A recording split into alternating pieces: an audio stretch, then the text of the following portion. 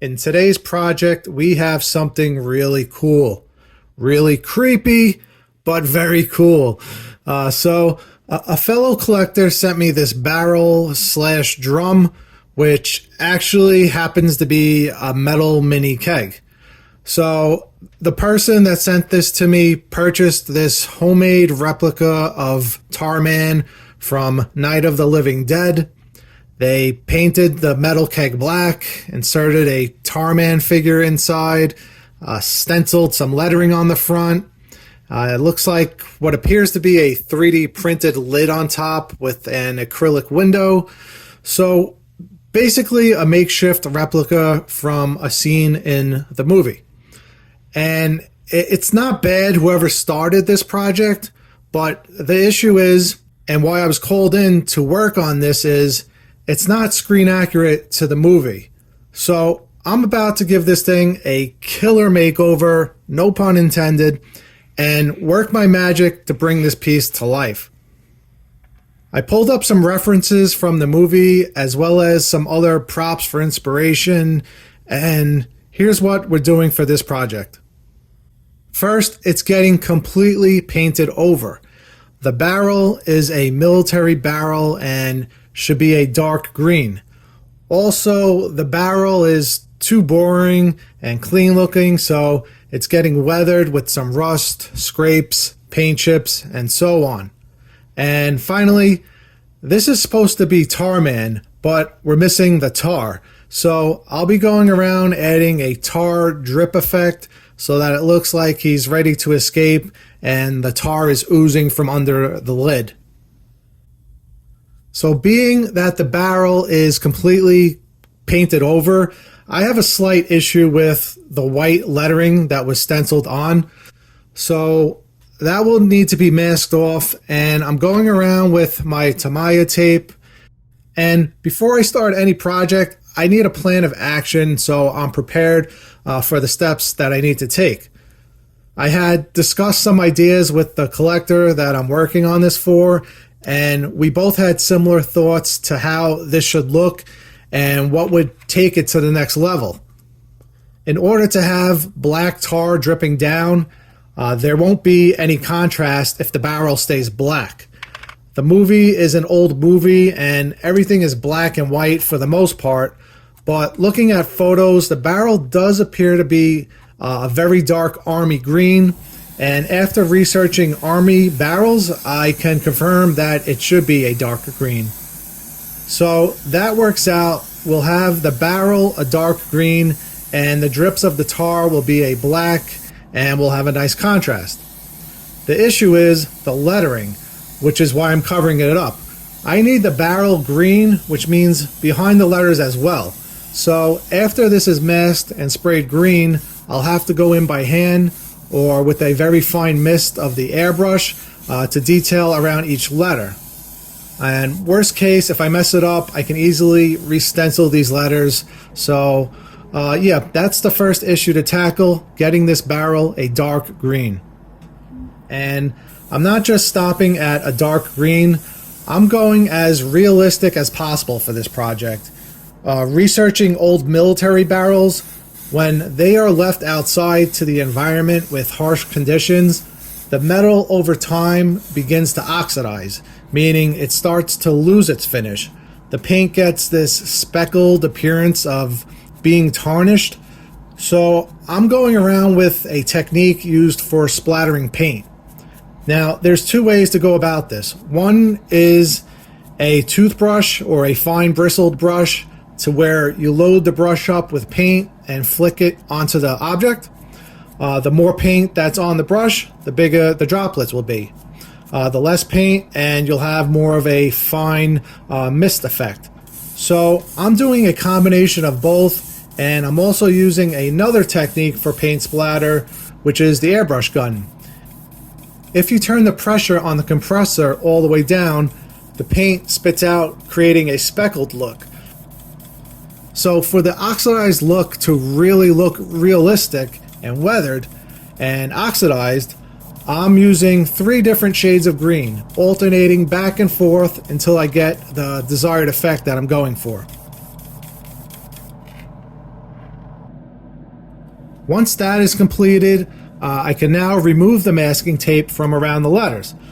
Carefully, I'm going around using my X-Acto blade to lift up the tape, and maybe it's just me, but it's always very satisfying removing tape after you sprayed something. I don't know, the excitement and uncertainty, if it all went well, is just always a big surprise. And in this case, everything is looking good. However, you can still see I have a black outline around the letters. And this is now going to be a lot trickier to get around those letters, blending in that speckled effect. But with a little off-screen magic and lots of patience, I was able to get it done. And the next part will be adding the rust effect. I'm mixing up some burnt umber, which is a reddish brown. I'm also mixing in some ultra matte finish. So now what that will do is make the paint super dull. And then finally, I'm adding in some sand to the mix. This way, as I go around applying the rust will have texture, and the matte finish will make it feel and look old and scratchy. Being I don't have a sculpt to work off of, I'm basically improvising my own textures to this barrel.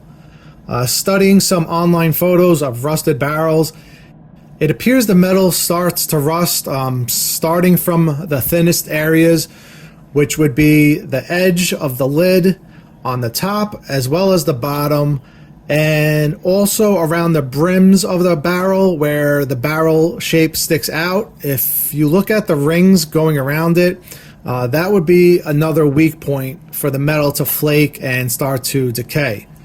So for this project, I don't want to go too heavy with the rust effect. I want the main star of the show to be the tar oozing out of the lid. So for the rust effect, I'm applying it only in certain areas, mainly the top lid, the bottom lid, and a few spots in the middle. And I'm also using two mixtures. One is a sandy mixture, which is going on thick to create texture, and the other is a watery mix of paint so that it dries more transparent and it looks like stains on the barrel. The last effect that I will add to the rust is going in certain areas and adding a few scratchy highlights. So now this will give the effect and look of the metal being scraped and rust is forming under the paint. So using a brush where the bristles are messed up and out of place, this works well for adding a scratch look to those certain areas. It also helps give the rust some contrast and another form of texture.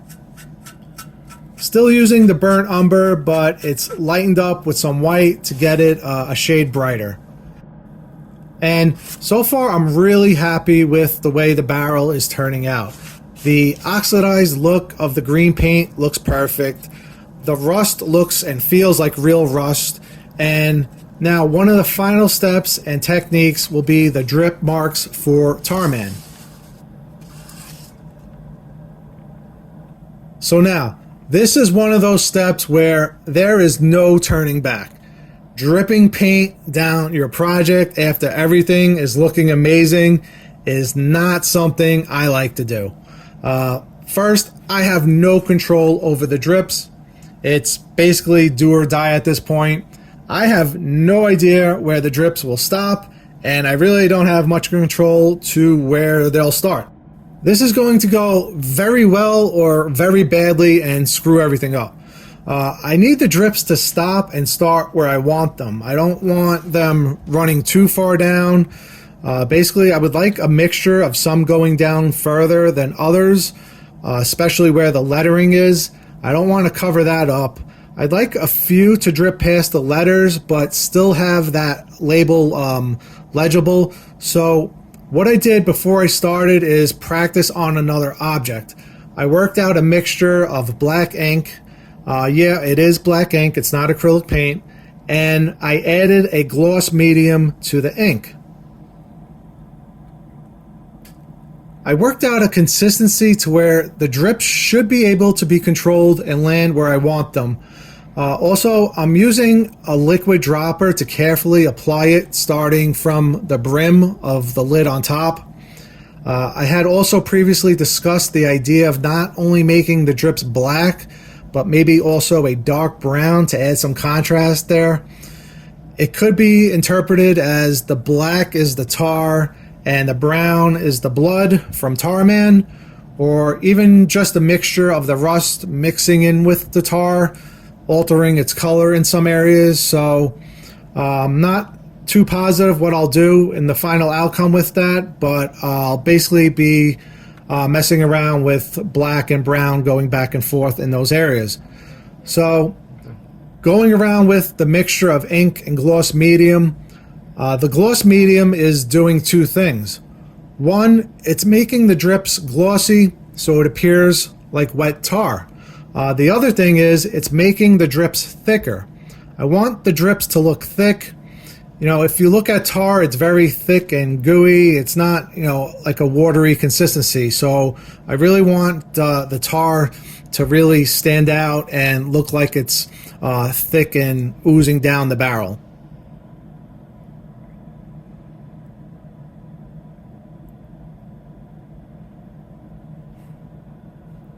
And unfortunately, it was at this point that I hated everything that I was doing with the drip marks on this project. This project came to a stop. They don't look right. So now, if the drips were pre-sculpted during the design, then I could just paint them. But that's not the case here. This was a homemade DIY, do-it-yourself project that was handed to me. And I now need to come up with a strategy and fix this.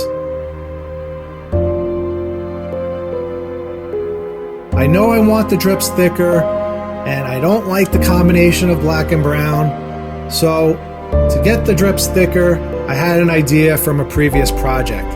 The venom repair, where I added thick oozing saliva dripping all over his mouth. So I went out and picked up some clear epoxy and mixed in my black ink this time.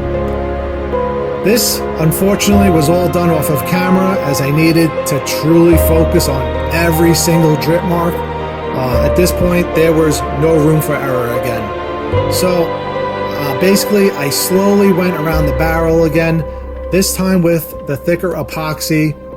I also used a hairdryer to help slow down the drips and to get them to stop where I needed them, and it all went well. Everything went amazing. So here is the final result of Tarman from Night of the Living Dead. Enjoy. If you like these videos, please like, comment, and subscribe, and I'll see you in the next project. Take care.